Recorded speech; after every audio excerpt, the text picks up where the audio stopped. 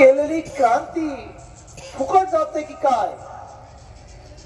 बाबासाहेबांनी केलेलं हे तुमच्या आणि माझ्या पूर्वजांनी बाबासाहेबांना साथ देऊन हे जे काही चमत्कार केला आहे देशामध्ये, 2500 वर्षापासून अघोषित असणारी या मनुस्मृतीची घटना बाबासाहेबांनी मोडीत काढली, ती परत या देशामध्ये लागू होणार की काय, हा प्रश्न आज माझ्या मनामध्ये उपस्थित आहे.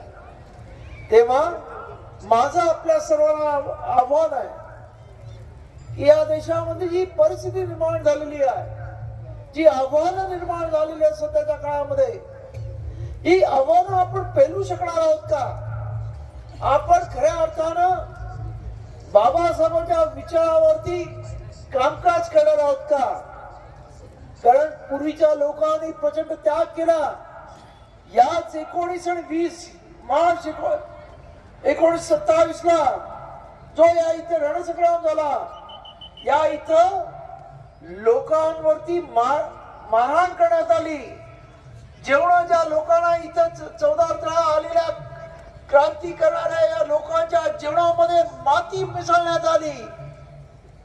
आज आम्ही त्याने केलेल्या क्रांतीमध्ये माती मिसळणार आहोत का, हा माझा आपल्याला सवाल आहे. कारण त्याने ती क्रांती करून दाखवली, परंतु आम्ही काय करून दाखवतो? आम्ही कशा पद्धतीने वागतोय, आम्ही कुठच्या पद्धतीने आज पुढे जातोय? आज त्या लोकांच्या क्रांतीमुळे आम्हाला गाड्या मिळाल्या, बंगले मिळाले, घरं मिळाली, नोकऱ्या मिळाल्या, चांगले कपडे मिळाले. परंतु परत एकदा जर मनुस्मृतीचं राज्य आलं तर तुमचं आणि तुमच्या पुढच्या पिढीचं काय होणार आहे, याचा आपण कधी विचार करणार आहोत की नाही, हा माझा आपल्या सर्वांना सवाल आहे.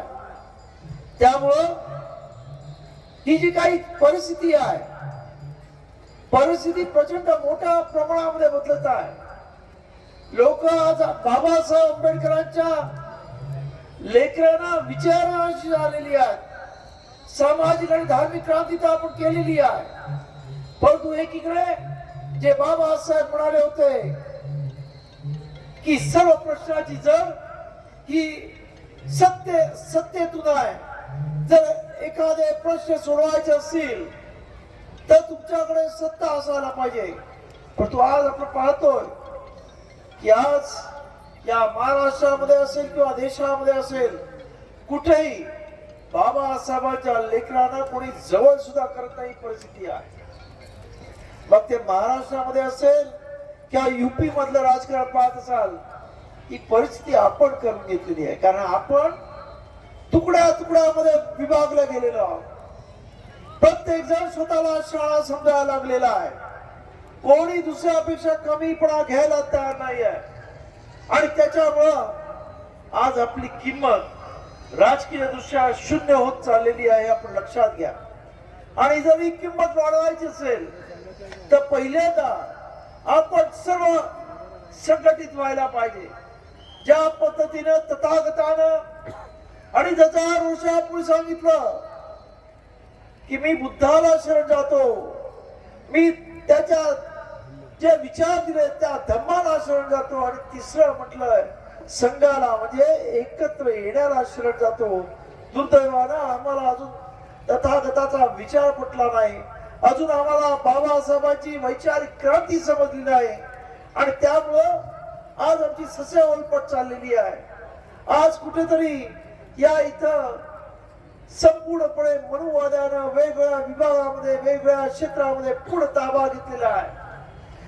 मगाशी काकांनी सांगितलं की 6 डिसेंबरला लाखो लोक चैत्यभूमीला येतात. त्या तिथं विजयादशमीला दीक्षाभूमीवर लाखो लोक येतात. 1 जानेवारी भीमा कोरेगावला लाखो लोक येतात.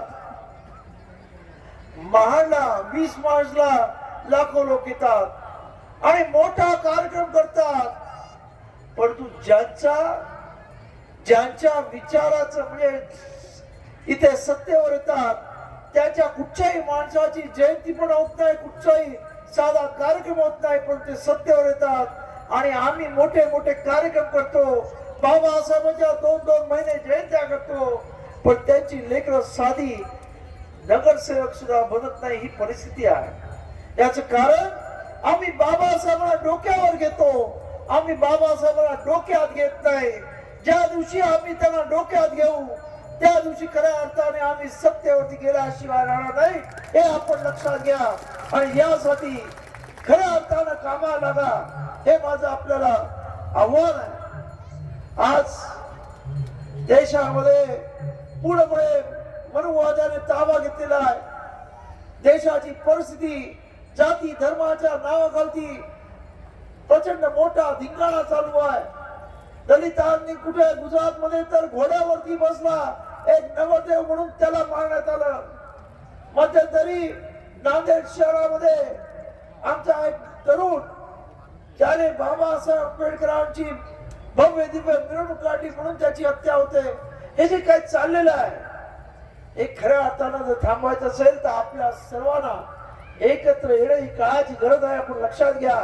त्यामुळं हे काय आपल्या समाजामध्ये काही जे काही लोक आहेत जी दिशाभूल करतात लोकांची, आणि त्यामुळं माझं पूर्वी सुद्धा म्हणणं होतं की काही लोकांच्या मुळेच हे सर्व घडतंय, त्यांना आता बाजूला काढण्याची गरज आहे. आणि एक दिल आणि एक संघ बाबासाहेब आंबेडकरांचे अनुयायी आहेत हे दाखवण्याची आज गरज निर्माण झालेली आहे. तेव्हा माझी आपल्याला विनंती की आज ज्या तुमच्या पूर्वजांनी माझ्या पूर्वजांनी बाबासाहेबांनी या इथं क्रांती केली, ती क्रांती फुकट जाऊ द्यायची नसेल. आणि परत एकदा या इथं मनुवाद यायचा नसेल.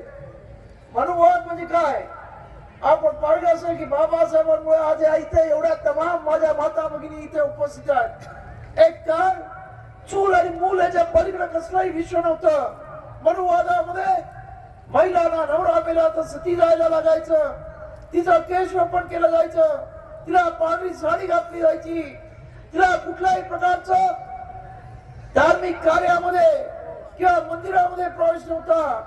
आज बाबासाहेबांच्या संविधानानं आज आमच्या माता भगिनी अत्यंत मोठ्या जागेवर प्रधानमंत्री झाल्या, राष्ट्रपती झाल्या, अनेक ठिकाणी अनेक चांगल्या कार्य म्हणजे मोठमोठे डॉक्टर इंजिनियर झाल्या, वैमानिक झाल्या. हे सर्व बाबासाहेब आंबेडकरांच्या या क्रांतीमुळे झालं हे आपण लक्षात घ्या.